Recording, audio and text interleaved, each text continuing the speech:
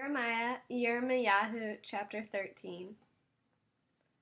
Adonai said to me, "Go buy yourself a linen loincloth and wrap it around your body, but don't soften it in water." So I bought a loincloth, as Adonai had said, and put it on. Then the word of Adonai came to me a second time. "Take the loincloth you bought and are wearing, get up, go to Parah, and hide it there in a hole in the rock." So I went and hid it in Parah, as Adonai had ordered me. A long time afterwards, Adonai said to me, "Get up, go to Parah, and recover the loincloth I ordered you to hide there." So I went to Parah and dug up the loincloth, but when I took it from the place where I had hidden it, I saw that it was ruined and useless for anything.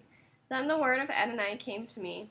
"Here's what Adonai says. This is how I will ruin what makes Yehuda so proud, and Jerusalem so very proud. I will ruin this evil people who refuse to hear my words and live according to their own stubborn inclinations, who go after other gods and serve and worship them.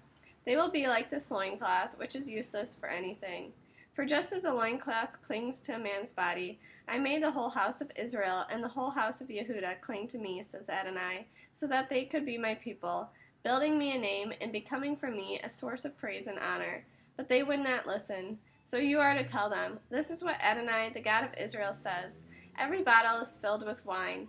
Then when they ask you, don't we already know that every bottle is filled with wine? You are to answer them, this is what Adonai says.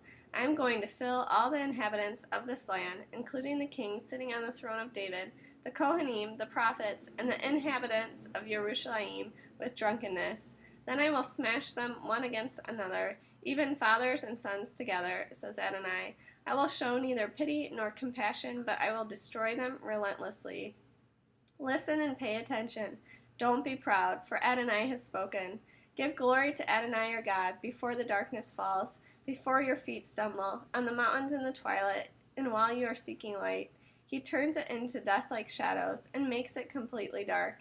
But if you will not hear this warning, I will weep secretly because of your pride.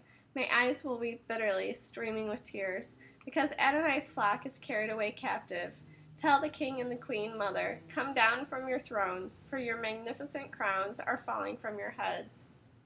The cities of Negev are besieged, and no one can relieve them. All of Yehuda is carried into exile, completely swept into exile. Raise your eyes, and you will see them coming from the north.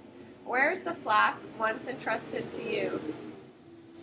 The sheep that were your pride. When he sets over you as rulers, those you train to be allies, what will you say? Won't pain seize you like those of a woman in labor? And if you ask yourself, why have these things happened to me? It is because of your many sins, that your skirts are pulled up and you have been violated. Can an Ethiopian change the skin, or a leopard its spots? If they can, then you can do good, who are so accustomed to doing evil. So I will scatter them like chaff that flies away in the desert wind. This is what you get, says Adonai, the portion I measure out to you, because you have forgotten me and trusted in the lie. I myself will lift your skirts above your face, and your privates will be exposed. On the hills and in the fields I have seen your abominations, your adulteries, your lustful neighings, your shameless prostitution. Woe to you, Jerusalem! You refuse to be purified. Won't you ever allow it?